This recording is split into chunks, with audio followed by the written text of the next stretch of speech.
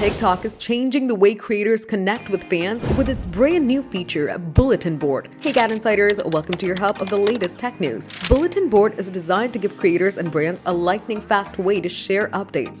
It's a one-way communication tool, and it's already being compared to Instagram's broadcast channels. The idea is to keep fans in the loop without forcing creators to produce a full-blown video every time they have news, announcements, or exclusive content. With Bulletin Board, creators can post text, photos, or videos, making it a flexible way to drop updates straight to followers' inboxes. Fans can't reply with comments, but they can react with emojis, and that's perfect for keeping engagement quick and clean. TikTok says the feature is all about helping creators stay connected and build stronger communities while keeping content sharing fast and simple. But here's the twist. Not everyone will get access right away. Only creators who are 18 or older and have at least 50,000 followers can start posting to their bulletin boards. And of course, everything must follow TikTok's community guidelines. Safety features like muting, blocking, and reporting are built in, giving both creators and fans a safer space to interact. To use the new tool, creators can pop into their inbox, set up a board,